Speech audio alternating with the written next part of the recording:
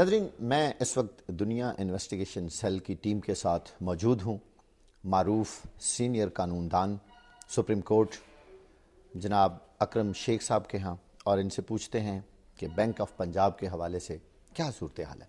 شیخ صاحب، bank of Punjab کا صدر ہمیش خان یا کوئی بھی، آپ کیا سمجھتے ہیں کہ اس حد تک اگر کسی بینک میں فراڈ ہو تو صدر کس حد تک ذمہ دار ہوتا ہے؟ دیکھیں، جو صدر ہے وہ بورڈ آف ڈائریکٹرز کا سربراہ ہے اور چیف ایگزیکٹو ہے بینک کا، اور اس کی ساری ذمہ داری جو ہے وہ میں سمجھتا ہوں کہ اس کی منشا کے بغیر اور اس کی پارٹیسپیشن کے بغیر کوئی بزنس ٹرانزیکٹ نہیں کر سکتا بینک جو ہے۔ اور یہ جو کارپوریٹ رسپانسبلٹی ہے یہ تو باقی جو بورڈ کے ممبرز ہیں ان کی بھی رسپانسبلٹی ہے، لیکن سب سے زیادہ بڑی رسپانسبلٹی جو ہے یہ بینک کے صدر کی رسپانسبلٹی ہے، اور اس میں جناب ہمیش خان صاحب جو ہیں وہ پورے کے پورے ذمہ دار ہیں۔ بلکہ وہ تو جیسا کہ تفتیش سے بات سامنے آئی ہے، جس حد تک کیس کو میں نے دیکھا ہے، یہ he was the architect of this device and this design, کہ 3 کمپنیاں جو بینک کے ساتھ ڈیل کر رہی تھیں اور جو بینک کے ساتھ یہ جو جن کا لین دین تھا، ان 3 کمپنیوں کی جگہ جب ان کی لمٹ ایکسیڈ ہوئی تو ان کو زیادہ پیسے لینڈ کرنے کے لیے انہوں نے 25 کمپنیاں جو تھیں جن کا کوئی وجود نہیں تھا، کاغذی طور پہ بنائی گئی کمپنیاں تھیں، جن میں اس کمپنی کے شیخ افضل صاحب کے ملازم، ان کے ڈرائیور، ان کے خانسامے، ان کے شناختی کارڈ لے کر اور پھر جعلی شناختی کارڈ لے کر ان کے اکاؤنٹ کھول دیے گئے، اور 25 جو فرموں کو صرف وہ سپریڈ کرنے کے لیے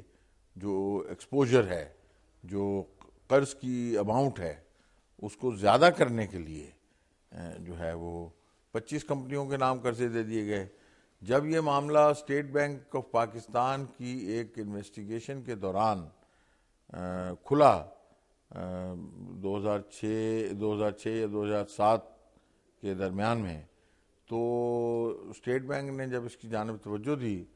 تو اس کے بعد انہوں نے پھر ان کو بلایا شیخ افضل صاحب کو، اور انہوں نے وہ 25 کے 25 جو اکاؤنٹ جعلی کارڈز پہ، فیک اور بوگس شناختوں پہ اور بغیر کسی ایکچول بزنس ہونے کے جو کھولے گئے تھے، ان 3 کمپنیوں نے وہ خود اڈاپٹ کر لیے، ان کی ذمہ داری قبول کر لی، اور یہ کہا کہ ہم ان کو یہ اب آپ ہمارے اکاؤنٹ میں ڈال دیں اور اس کو لون کو ریسٹرکچر کر دیں۔ تو یہ سارے کا سارا بھی جو کام تھا، یعنی owning bogus accounts means accepting whatever is the status of those bogus accounts and accept the liability under those bogus accounts۔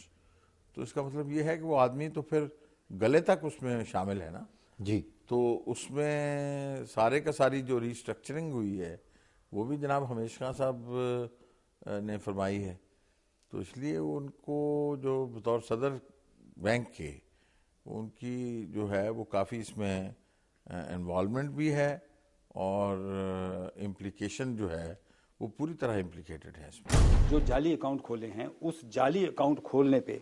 میں آپ کو یہ نام، اب آپ نے جب اتنا سوال تفصیل سے کر ہی لیا تو میں بتاتا ہوں کہ اس جعلی اکاؤنٹ کھولنے کے رسپانسبل 7 بینک آفیسرز تھے، 3 چیف مینیجرز تھے، 1 جی ایم شعیب قریشی تھے، جن کے خلاف انہوں نے انکوائری کی، ان کو نوکری سے ڈسمس کیا، کیونکہ چیئرمین کو الٹیمیٹلی جب آ کے پتہ لگتا ہے کہ ان مختلف کریڈٹ کمیٹیز نے جو کریڈٹ دیا ہے وہ اس وقت نہیں رپورٹ بھیجتے، وہ رپورٹیں جا کے اینولی جب اکاؤنٹ چیکنگ ہوتی ہے تو اسے پتہ لگتا ہے، کیونکہ ہر برانچ کا، ہر ریجن کا اپنا ایک بجٹ ہوتا ہے کہ ہم نے اتنا پیسہ دینا ہے، اتنا پیسہ لینا ہے، ان کو صرف یہ لمٹ دے دی جاتی ہے کہ آپ اتنا پیسہ دے دیجیے۔ اگر 24 اکاؤنٹس وہ اصلی ہوتے تو اس پہ کبھی کوئی ہمیش خان کو پتہ ہی نہ لگتا۔